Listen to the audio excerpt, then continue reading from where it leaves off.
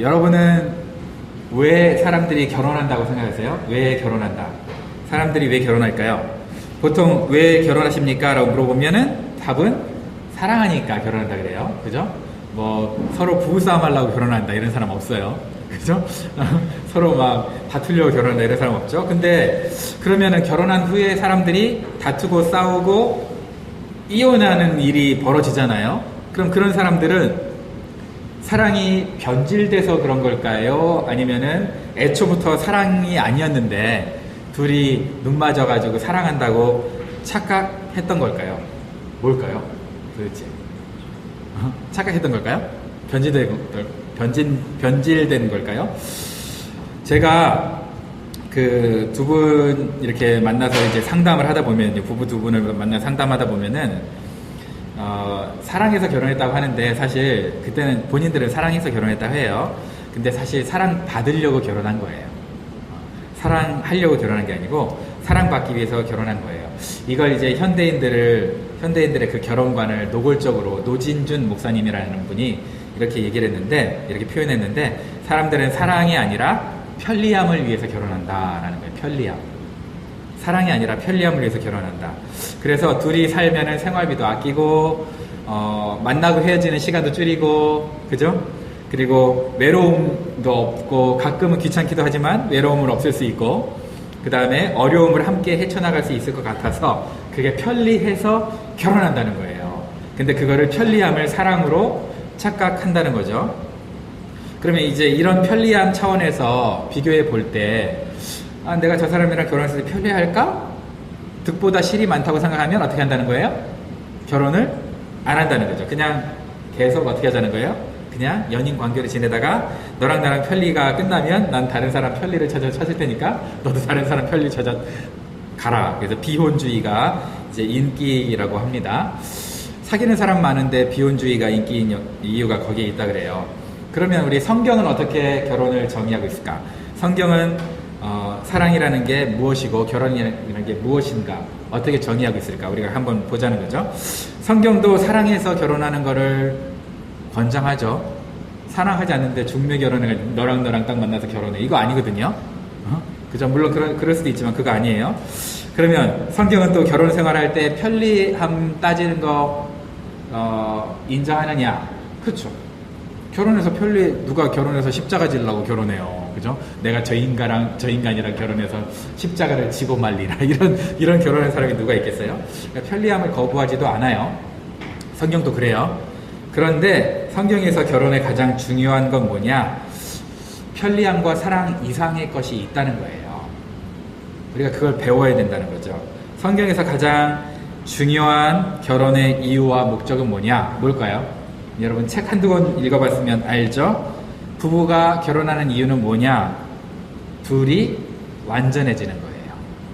그걸 어떤 사람은 거룩이라고 얘기하고요. 어떤 사람은 성화라고 얘기해요. 어떤 사람은 헌신이라고 얘기하기도 하고 다 같은 의미예요. 부족했던 내가 배우자랑 만나서 서로의 부족함을 채워주는 거예요. 근데 서로의 부족함을 채워주려면 헌신해야만 채워지죠. 그죠? 내가 헌신해야만 그 사람의 부족이 채워지지 내가 즐긴다고 내가 즐겁다고 채워지는 건 아니죠. 그래서 성경적인 결혼은 뭐냐? 서로 부부가 만나서 완전해지는 것을 말하는 겁니다. 완전해지는 것. 그래서 성경 말씀으로 한번 보면은요, 아내되는 여러분 남편에게 순종하십시오. 어떤 집사님 엄청 크게 하더라고요. 이것이 주 안에서 합당하다고 소리를 지르더라고요. 그죠?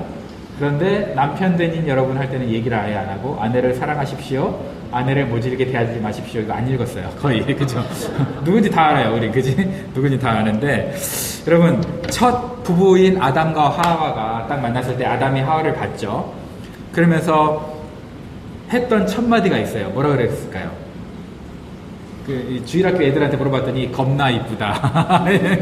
겁나 이쁘다라고 했대요. 그런 거 성경에 없어요. 겁나 이쁘다고 안 했어요. 뭐라 그랬냐면 뼈 중에 뼈요 살 중에 살이다 그랬어요. 내 뼈 중에 뼈요 살 중에 살이다. 그러면서 하나 더 붙였는데 뼈 중에 뼈 살 중에 살이 더 중요한 게 아니고 더 중요한 게 뭐냐면 이것이 남자에게서 나왔으니 여자라 하리라 이랬어요. 남자에게서 나왔으니까 여자라고 하겠다라고 얘기한 거예요. 그런데 여러분 이게 남자에서 나왔으니 여자라고 하겠다라고 하는 거를 잘못 번역하면 안 돼요. 남자는 뭐냐면 이슈이고요. 여자는 이슈아예요.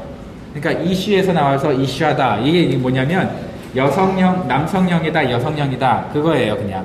남성형, 여성. 그냥 쉽게 얘기할게요. 청사과, 적사과다. 같은 사과야. 근데 파란 사과와 빨간 사과다. 둘이 색깔이 다른 거지. 사과는 사과죠. 그 얘기는 뭐냐면 종속 관계가 아니라 너는 나다라는 뜻이에요. 너는 나다. 야, 너는 나다. 그러니까 그게 뼈 중에 뼈고 살 중에 살이라는 얘기죠. 너는 나다라고 경탄을 했어요. 너는 나와 같다라고 한 것도 아니에요.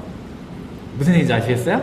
너는 나랑 똑같아, 동등해 이렇게 얘기한 게 아니에요. 너는 나다라고 얘기한 거예요. 나는 너고 너는 나다라고 표현한 거예요.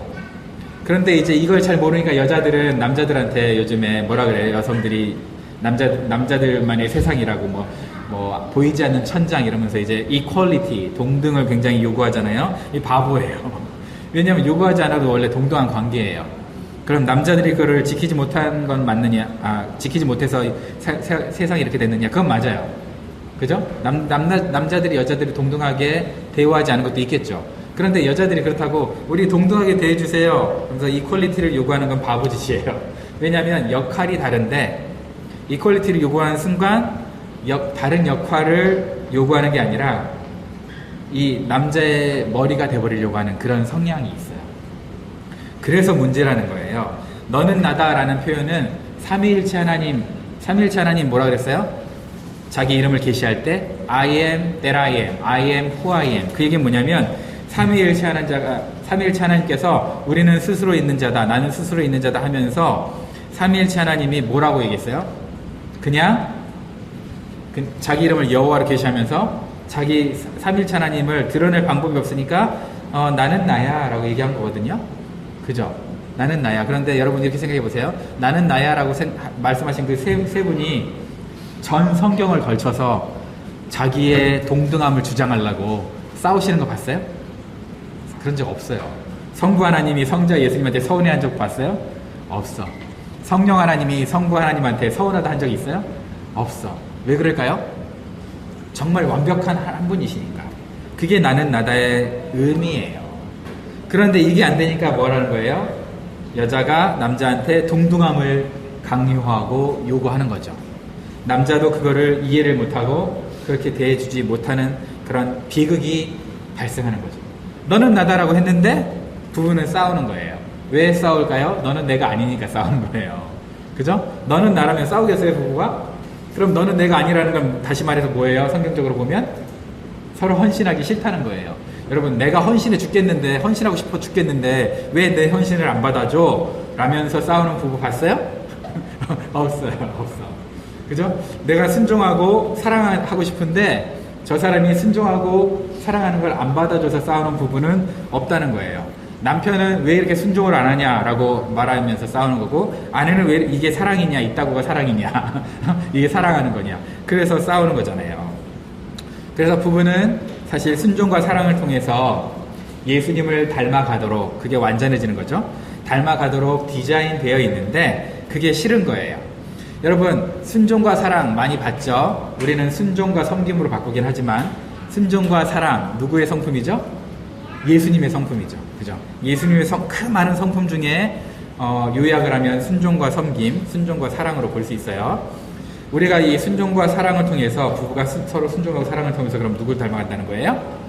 예수님을 닮아간다는 거죠. 근데 우리가 예수님 닮아가는 거 관심이 있을까 없을까요? 없어요. 솔직히 말해서. 그죠? 여러분, 나는 예수님 정말 닮고 싶어 죽겠어요. 이런 사람 나 본 적이 없어요. 그러니까 어떻게 하는 거예요? 배우자가 내가 좋아하는 일을 해주기를 바라는 거예요. 그래서 배우자를 어떻게 하는 거예요? 내가 좋아하는 일을 시키려고 조정을 하는 거예요. 조정. 컨트롤 하는 거예요. 배우자를 조정하는 거예요. 남자가 여자를 조정하고 싶어 하고 여자가 남자를 조정하고 싶은 거죠. 그런데 여자가 남자를 조정한 결과 수십억 명이 죽었어요. 수십억 명이. 누구 얘기냐? 아담과 하와 얘기예요. 하와가 선악과를 따먹고 그 다음에 아담도 먹으라고 조정을 했어요. 너 이것 좀 먹어봐, 맛있어. 왜냐면 자기 몸 먹기 싫으니까. 그죠? 그 좋은 거였어요? 아니, 나쁜 거였어요. 나쁜 거였는데 조정했어. 그래서 남자가 여자의 말을 들어주는 순간 어떻게 됐어요? 미안합니다, 여자분들에게. 여러분들의 죄의 원흉이라고 얘기하는 건 아니에요. 근데 여러분들이 남자를 조정하려 들어서 어떻게 된 거예요? 율법을 어기게 만들고 조정해서 어떻게 된 거예요? 남자가 선악과를 먹고 온 인류가 죄를 지어서 지금까지 수십억 명이 죽은 거잖아요. 영적으로. 그죠? 이런 일이 벌어졌어요. 여전히 그 일이 가정에서도 벌어져요. 자, 저는 무식한 남자들 말을 다 여자가 들어줘야 된다, 이런 얘기 하는 게 아니에요. 그런 얘기 하는 게 아니에요. 남자도 충분히 무식하고 충분히 비성경적일 수 있어요. 그런데 보통 여자가 비성경적인 걸로 남자를 꼬셔서 둘이 같이 죄를 지어서 그 끝이 어디로 가는 거예요? 죽음으로 가는 거예요. 그래서 이걸 조심하라는 거예요. 그래서 경건한 남편이 굉장히 중요하죠. 여러분, 요즘 아내들의 첫 번째 목적이, 그 인생의 목적이 뭐냐라고 물어봤더니 의외예요. 아내들의 인생의 첫 번째 목적이 뭔지 알아요? 내 남편을 내 밑에 두는 거. 오, 자기 남편을 자기 밑에 두는 게 인생의 첫 번째 목적이 되어버렸어요. 와, 왜 그랬을까? 영적인 거인이 돼야 될 자기 남편을 아내가 어떻게 하는 거예요? 생활 가전제품으로 만들어. 내 편하게 리모컨으로, 야 남편 이거 해 저거 해 저거 해 이러면서, 그러면서 그거 가지고 누가 여자들 셋 넷이 만나서 그 얘기하는 거 들어보면 누가 내 남편이 허당이고 누가 내 남편이 생활 가전제품이다, 최적화된 AI 가전제품이다, 맞춤형 AI다, 이걸 자랑하고 있는 거예요. 세상에. 바보예요. 그죠? 이런 걸 우리는 전문용어로 바보라고 하는데, 그렇게 살다가 하나님 앞에 딱 서면 하나님은 뭐가 오버랩 될까요? 아담과 하와가 죄지었던 그거하고 지금 니네 가정하고 오버랩 되는 거예요. 나은 게 하나도 없네. 가슴 치는 거죠, 하나님이. 그럼 얼마나 아프겠어요, 하나님. 가슴 아프겠어요. 물론 그렇다고 그럼 내 남편이 좀 예수님 닮았으면 좋겠습니다.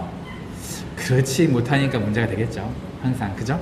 내 남편이 예수님 닮지 못하니까 아찔하고 저 인간 따라갔다가 내 인생 힘들겠다. 그래서 이제 여자가 남편의 머리가 돼버리려는 그런 욕구가 생기는 건데, 그럼에도 불구하고 우리가 그러면 안 된다는 거예요. 성경은 남편에게 아내가 어떤 존재냐고 얘기하냐면, 여기 좀 기분 나쁠 수 있어요. 근데 성경 뭐라고 얘기했냐면 돕는 배필이라고 그랬어. 누굴 돕는 배필이라고 그러니까 여자들이 굉장히 듣기에 거북스러울 수 있어.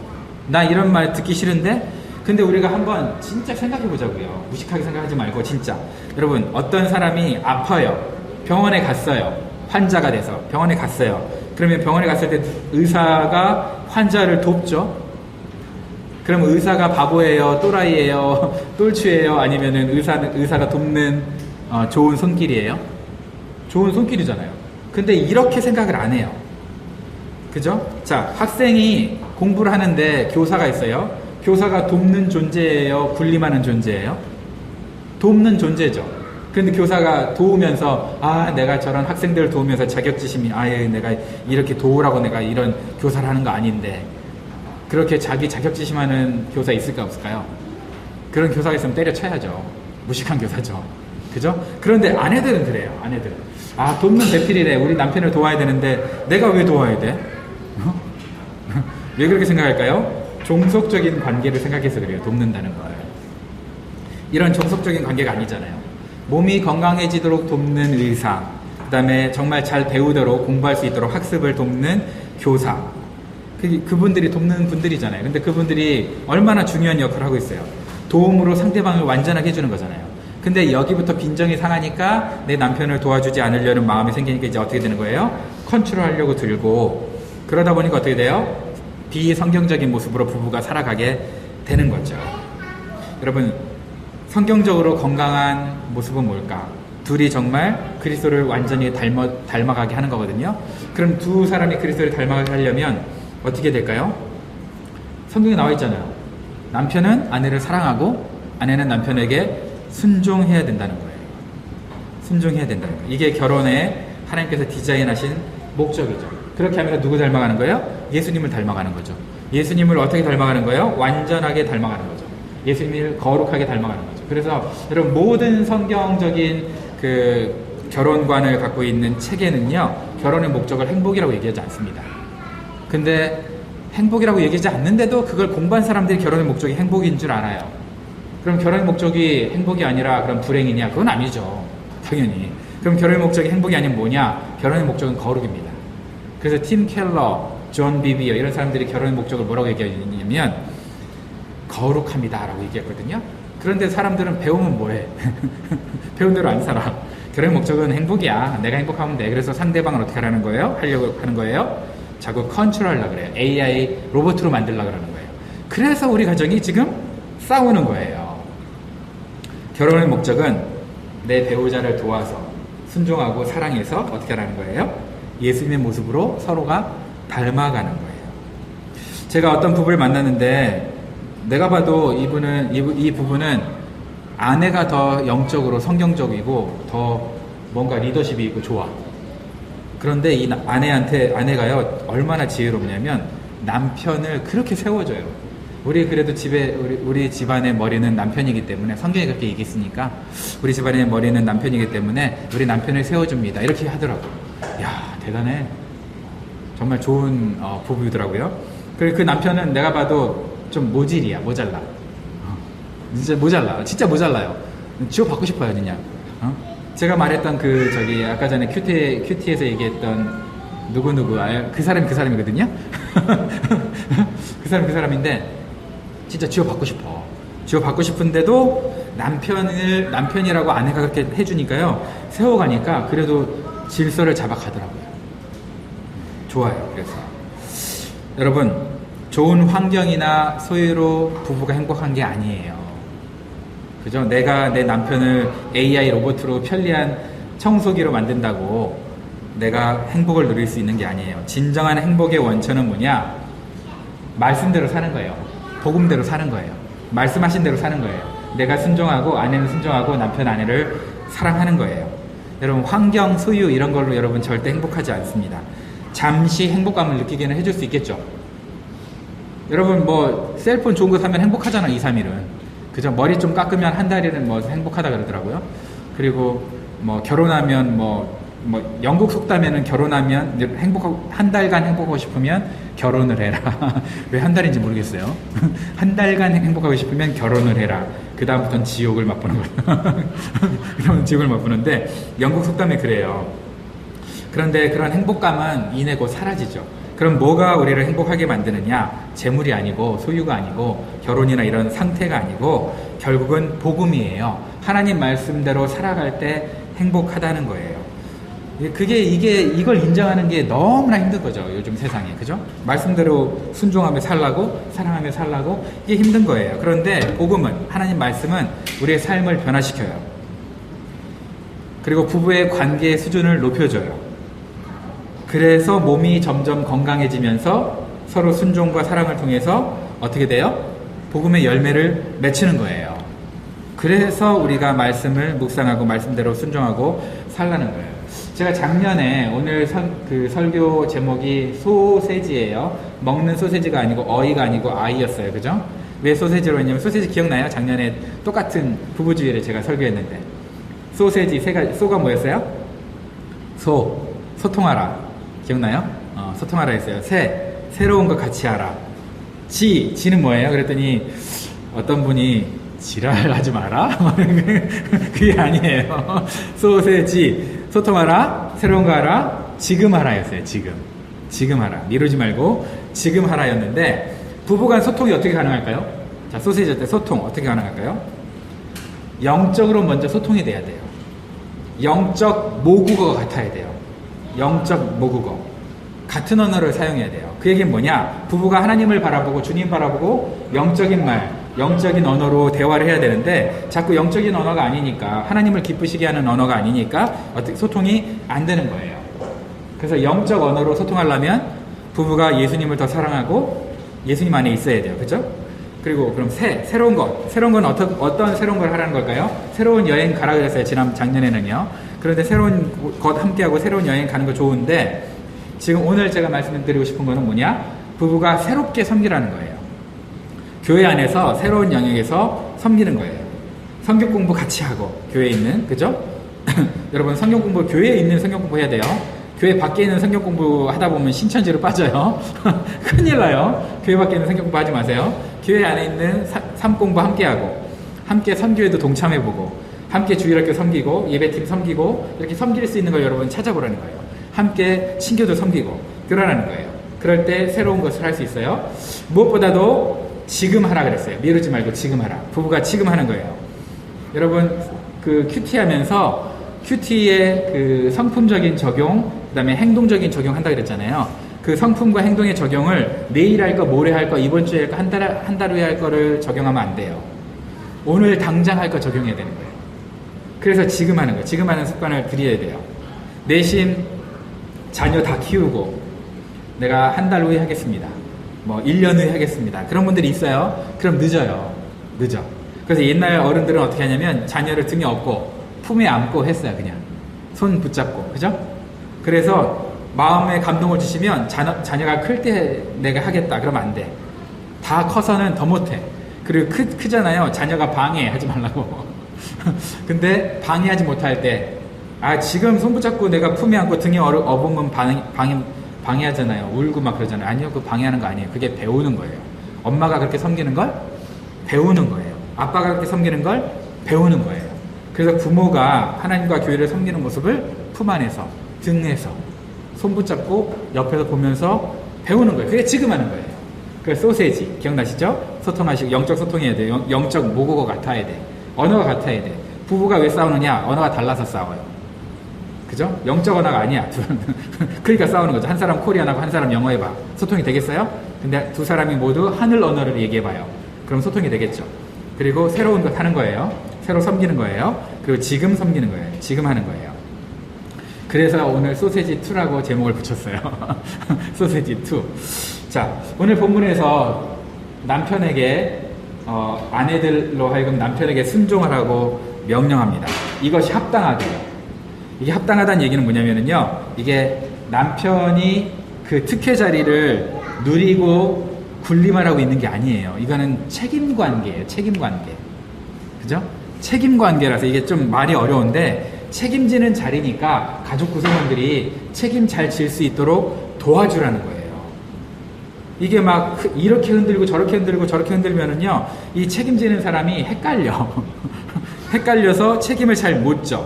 그래서 남편이 책임을 잘 지도록, 잘 감당하도록 나머지 가족들이 순종하라는 거예요. 그래야 질서가 잡혀요. 그리고 그 남편은 책임지는 자리에서 어떻게 하라는 거예요? 아내뿐만 아니라 자녀도 사랑해야 되죠. 밑에 보면 자녀에 대한 얘기가 있어요. 근데 오늘은 일단 부부주일이니까 아내를 사랑해야 돼요. 사랑하는데 어떻게 사랑해야 되냐면 예수님처럼 사랑해야 돼요. 여러분, 예수님이 저희 여러분들을 어떻게 사랑했어요? 조건을 보고 사랑했나요? 사랑할 만하니까 사랑했나요? 내 말 잘 들어주니까 사랑했나요? 내가 하자는 대로 해주니까 사랑했나요? 아니죠. 우리가 죄인 되었을 때 사랑했어요. 그럼 남편들 잘 들어야 돼요. 아내가 사랑할 만해서 사랑하면 될까요? 안 될까요? 안 되죠. 그래서 문제가 되는 거예요. 사랑할 만하지 않으니까 이제 딴 여자를 찾는 거잖아. 이런 빌어먹을 일이 생기는 거잖아요. 그죠? 그러면 안 된다는 거예요. 아내를 사랑할 때 조건 없이 아내를 사랑해야 된다는 거예요. 마치 누구처럼? 교회를 사랑한 예수님처럼. 사랑할 만해서 성육신하시고 십자가 지신 게 아니잖아요. 그죠? 막 회개해서 엄청 눈물을 흘리고 회개해서 십자가를 지시고 용서하신 게 아니거든요. 손가락질하고 네가 남편 맞아? 그러고도 네가 뭐 이럴 때도 어떻게 하는 거예요? 사랑해야 된다는 거예요. 그렇게 사랑해야 되니까 얼마나 힘들겠어요. 근데 그렇게 사랑 안 하니까 아내도 어떻게 하는 거예요? 네 딸과 남편이냐? 이러면서 순종 안 하는 거죠. 그러니까 남편이 먼저 사랑해라 이런 얘기는 아니에요. 남편이 사랑 안 해도 순종해야 돼요, 여자들. 알겠죠? 그런데 남편이 사랑해야지 된다는 거예요. 그런데 그게 안 되니까 어떻게 해요? 서로를 바꾸겠다고, 남편은 아내를 바꾸겠다고 본때를 보여줘야 돼. 그러면서 뭐 사랑을 안 하죠? 아내도 남편을 바꿔보겠다고 순종을 안 하죠? 그죠? 내가 너 따위한테 순종할 것 같아? 이러다 보니까 이제 어떻게 되는 거예요? 갈라서는 거예요. 그러니까 갈라서는 거예요. 여러분, 남편과 아내가 서로를 사랑하고 순종할 때 순종하기 쉬운 사람이 돼야 됩니다. 사랑하기 쉬운 사람이 돼야 됩니다. 그죠? 순종하기 어려워 죽겠고 사랑하기 어려워 죽겠는 사람이 되니까, 그러니까 얼마나 어려워요. 그러니까 부부싸움이 일어나는 거죠. 물론 그렇지 않아도 여러분 말씀에 순종하고 사랑해야 돼요. 상대방이 그런 사람이 아니더라도. 그러다 보면 그런 사람으로 변화돼요. 바뀌어요. 그죠? 그런데 그런 사람이 되니까 내가 한다. 여러분, 순종할 만한 사람한테 순종하는 게 무슨 상이 되겠어요? 그죠? 순종할 만한 사람한테 순종하는 거 당연하지. 순종할 만한 사람한테 순종 안 하는 거는 뭐예요? 반역이에요. 그죠? 안 그래요? 순종할 만한 사람한테 순종하는 건 반역이지. 그 인간 나쁜 인간이지. 그런데 순종하지 못할 만한 남편한테 순종하는 게 믿음인 거예요.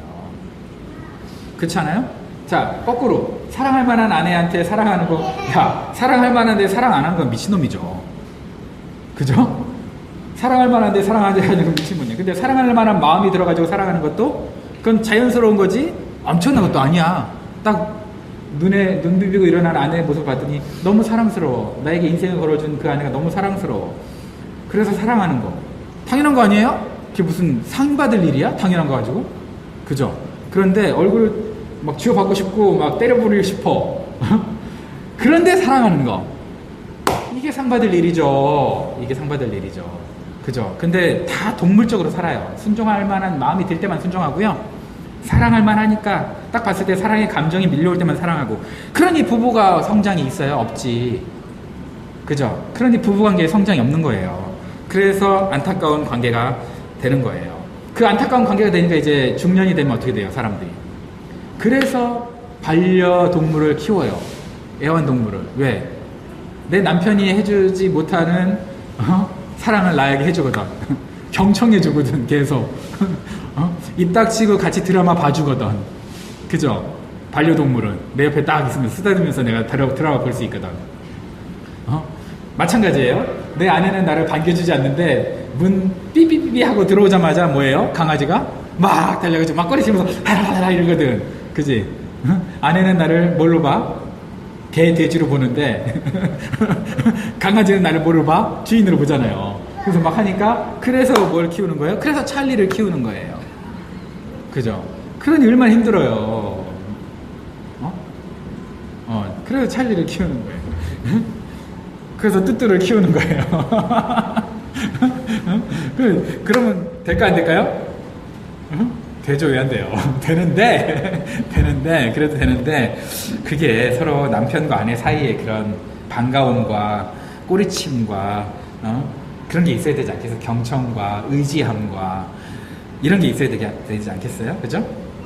잔소리 안 하고 같이 드라마 봐주고 같이 쓰다듬어주고 같이 손 붙잡아주고 산책해주고 이런 부부관계가 되지 않겠냐 이 말이죠. 제가 아내들에게 한번 물어볼게요. 나는 내 남편이 나를 아내를 사랑하라는 저 말씀에 따라서 나를 사랑한다는 것을 자주 느낀다. 하나도 없네. 자주 느낀다. 한국에서 우리 지금 혜란 집사님이 손을 든 것 같아요. 그죠? 자주 느낀다. 자, 그러면 사랑은커녕 나는 내 남편 때문에 괴로워 죽겠다. 내 남편 때문에 괴로워 죽겠다. 이 정도는 또 아니군요. 다행이네요. 자, 남편에게도 그럼 물어봐야지. 내 아내는 나에게 잘 순종하고 나를 존중해준다고 느낀다. 이거 아내들이 좀 있네요. 남편들은 좀 있네요. 사실 이 질문은요, 제가 이렇게 질문하면 안 되죠. 반대로 성경적으로 해야죠. 무슨 얘기냐면, 여러분 행복하다고 생각하는 사람한테도 행복하세요라고 물어보면 사람들은 행복하는 이유를 찾지 않고 지금 이 순간부터 불행할 이유를 찾아요. 그래서 막 그러거든요. 그러니까 사실 이렇게 질문하면 안 되고 어떻게 질문해야 되냐면 아내들에게 제가 이렇게 질문해야 옳아요. 아내 여러분, 당신은 당신의 남편에게 순종하십니까? 나는 내 남편에게 순종한다. 손 들어주세요. 이게 맞죠? 원래 질문할 때. 그럼 물어볼게요. 우리 아내들, 나는 내 남편에게 순종한다. 나 정도면 순종하는 거지? 순종한다. 못 들고 있네요. 그죠? 남편들에게 물어볼게요. 나는 내 아내를 사랑하고 괴롭게 하지 않는다. 괴롭게 하지 않는다. 한두 사람밖에 없네요.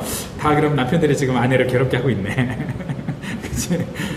이렇게 질문해야 맞죠. 그죠? 잘못 질문하면 이게 이간질이 되는 거예요. 그래서 여러분들 질문 잘해야 돼요. 지금 당장 불행해야 될 이유를 찾게 질문하면 안 되는 거예요. 지금 당장 나를 돌아보는 질문으로 바꿔야 돼요. 여러분 세상은요 남을 블레임하는 질문들로 자꾸 얘기해요. 거기에 속으면 안 돼요. 나를 돌아보는 질문으로 여러분들이 질문을 바꿔야 됩니다. 그래서 나를 변화시키는 게 복음 안에 사는 거고 말씀 안에 사는 거예요. 부부가 무엇보다도 가장 중요한 걸 먼저 해야 되는데 소세지 굉장히 중요해요. 근데 소세지를 하기 위해서 가장 먼저 해야 될 일이 하나가 있어요. 그게 뭐냐? 바로 두 부부가 주님 안에 있는 거예요. 두 부부가 주님 안에 있어야 돼요. 물론 그게 소통하려면 주님 안에 있어야 된다 그랬죠. 그죠? 근데 무엇보다도 주님 안에 부부가 있어야 돼요.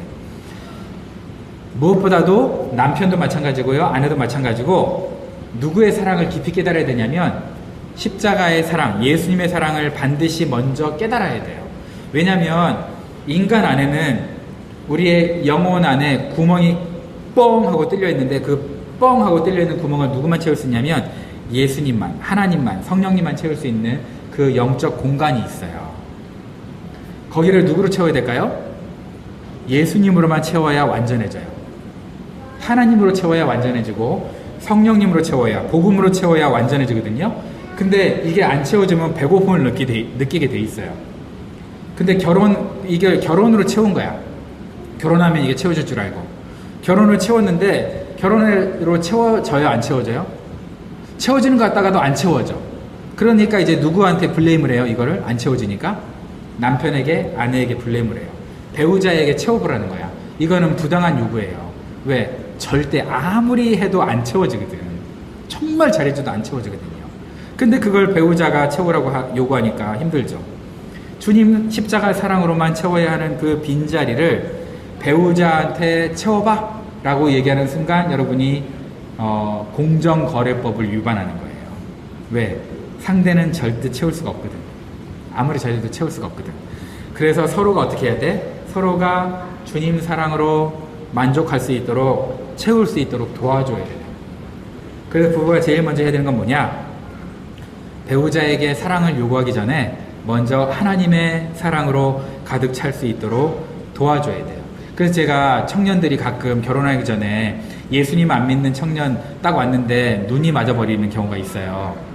그럼 제가 항상 뭐라고 그러냐면 너 진짜 조심해야 된다. 왜냐면 하나님 때문에 갈급해서 교회에 왔는데, 예수님 때문에 갈급해서 교회에 왔는데 너가 그 자리를 채우는 순간 잠깐 페이크로 이게 만족감이 오거든요. 거짓 만족감이 오거든요. 그러다 보면은 그 남자친구 아니면 그 여자친구가 예수님을 만나야 되는데 예수님 못 만나고 그냥 둘이 만나서 이제 결혼을 한단 말이에요. 그 결혼하다 보면 그 못 만났던 그 여자가 죽을 때까지 못 만나는 경우가 있어. 그래서 자기가 그렇게 꼬셔가지고 남자를 꼬셔가지고 예수님이 들어가야 될 그 자리에 자기가 먼저 들어가가지고 그렇게 신앙생활 하다 보니까 어떻게 돼버렸어요? 예수님을 안 만나고 그래서 부부싸움을 계속해요. 부부싸움 계속하는 걸 보면서 거봐 내가 그때 너 그래서 예수님을 먼저 소개해야 된다고 얘기해줬잖아 라고 얘기했는데 그 당시에는 콧방귀도 안 끼더니 10년 지나고 20년 지나서 그게 맞다고 생각하고 후회를 해요. 그런데 지금은 좀 늦어가지고 막 이게 되게 안 되는 거예요. 그런 부부들이 제 주변에 많이 있어요. 여러분들도 제가 이런 얘기하면 몇 명 생각날 거예요. 같이 신앙생활 했기 때문에. 그죠? 그런 사람들이 지금도 불행하거든요. 왜 그래요? 하나님으로 먼저 채워야 되는데 거기를 누가 채운 거예요? 남자친구가 채웠던 거예요. 그래서 그게 문제가 되는 거예요. 여러분 하나님으로 만족하지 못하면 우리가 하는 모든 불평, 불만들이 죄의 열매로 드러나는 거예요. 하나님으로 만족할 때 해결할 수 있어요. 왜냐하면 하나님으로만 이게 해결될 수 있는데 하나님으로만 해결돼야 될 그 부분에 대해서 아내가 블레임하고 남편이 블레임하니까 여러분 블레임한다고 그게 고쳐져요? 안 고쳐져요? 고칠 능력이 없잖아요, 우리는. 그러니까 문제가 되는 거예요. 그래서 하나님께서 계셔야 할 자리에 다른 게 들어오면서 뭐가 되는 거예요? 잘못된 결론으로 가요. 그걸 성경은 전문용어 4글자로 우상숭배라고 얘기해요.